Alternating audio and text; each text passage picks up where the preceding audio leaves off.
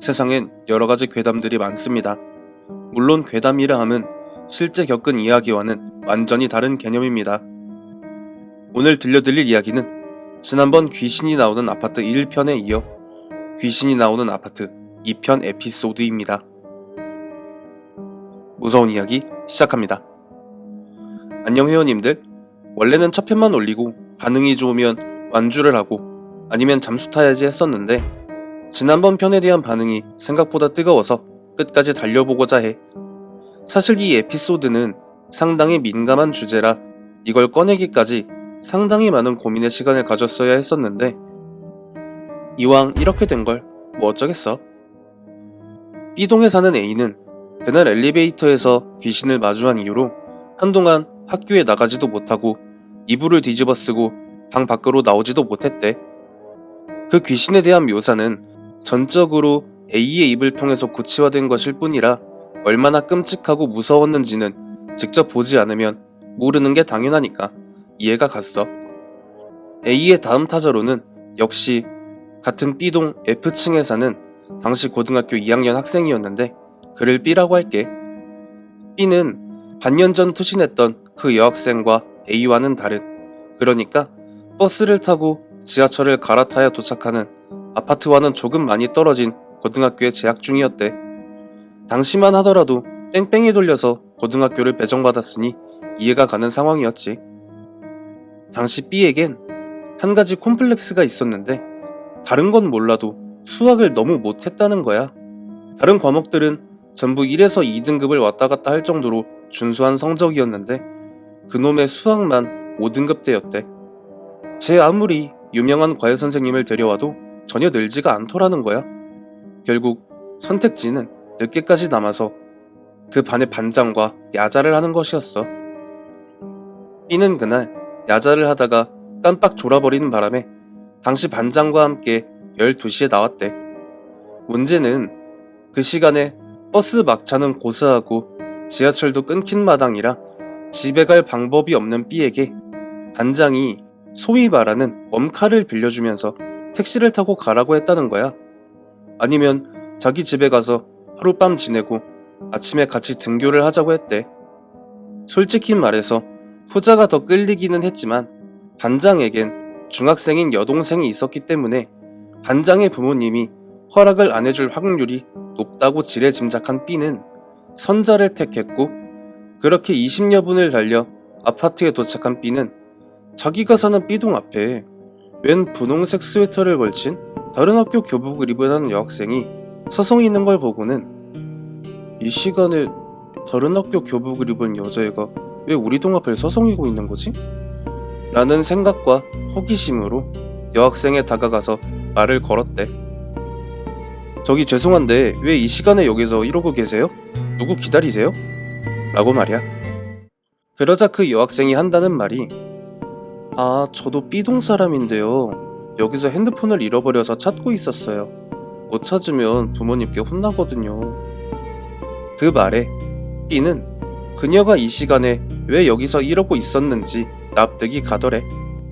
그래서 같이 찾아주겠다고 호언장담을 하고 막 화단을 뒤지고 있을 무렵 멀리서 후레쉬 등을 켠 경비 아저씨가 다가오셔서는 여기서 혼자 뭘 그렇게 찾냐고 화단에 들어가면 안 되는 거 모르냐며 핀잔을 주니까 웬 여자애가 핸드폰을 잃어버렸다길래 같이 찾아주고 있었다고 말했더니 경비 아저씨는 여기에 학생밖에 안 보이는데 웬 여자애 타령이냐고, 그리고 찾을 거면 아침에 찾고 지금은 들어가라.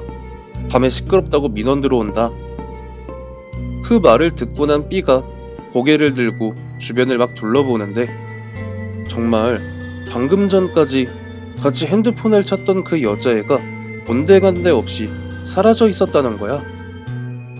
그래서 B는 아, 얘가 먼저 그냥 집에 들어갔나 보다 하고 동으로 들어가서 엘리베이터를 누르는데 엘리베이터가 고장이 난 건지 눌러도 내려오질 않아서 어차피 F층인데 걸어 올라가지 뭐 하면서 계단을 한 걸음씩 올라가는데 정확하게 몇 층에서 들려오는 건지는 모를 웬 맑은 휘파람 소리가 들려오더래.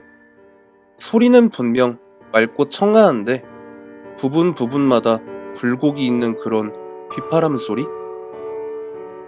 아파트라는 게 별의별 사람이 다 모여서 사는 곳이라 그냥 그런가 보다 하고 대수롭지 않게 생각한 B는 얼마 안가 F층의 본인 집 앞에 섰는데, 그 아파트 복도를 보면 한 성인 남자 가슴께까지 오는 높이로 붙여놓은 벽이 있잖아.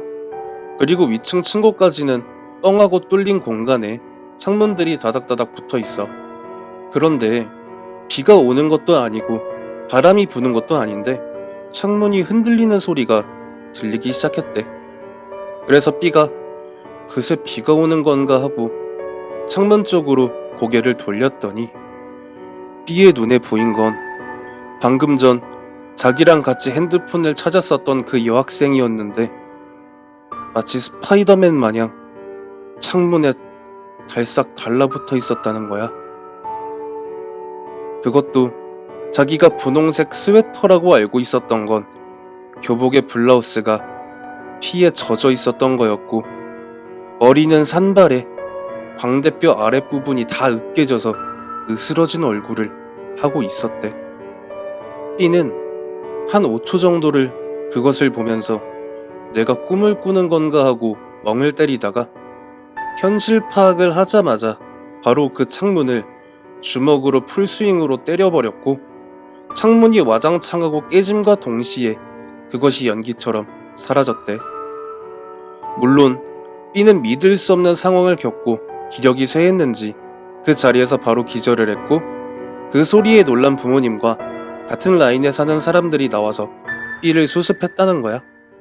솔직히 A의 사건 때는 뭔가 확 와닿는 무언가가 없었는데, A와 B가 본 그것의 인상착의에 대한 묘사가 거의 동일한 점, 그리고 물리적인 저항을 위시해 몸에 상처를 입은 B를 통해 점점 아파트 내에 반년 전 투신한 여학생이 출몰하고 있다라는 각인을 심어버린 사건이었어. 다음 이야기는 다음 편에 쓰도록 할게. 조금만 기다려주길 바래, 회원님들. 일단 이번 편은 제가 가장 무섭다고 느낀 에피소드였는데요. 귀신이 무서운 건 둘째치고 그 상황에서 창문을 주먹으로 가격한 B라는 분의 담력이 정말 대단하고 또 무섭다고 느꼈었습니다. 사람은 위기의 순간이 닥치면 순간적으로 초인적인 힘을 발휘한다는데, 그걸 겪어보지 않은 저로서는 제가 저 상황이 되면 저럴 수 있을까 하는 생각마저 들게 할 정도였으니까요. 다음 편도 최대한 빨리 업로드하겠습니다. 시청해주신 모든 분들 감사합니다. 구독과 좋아요, 알림 설정 부탁드립니다.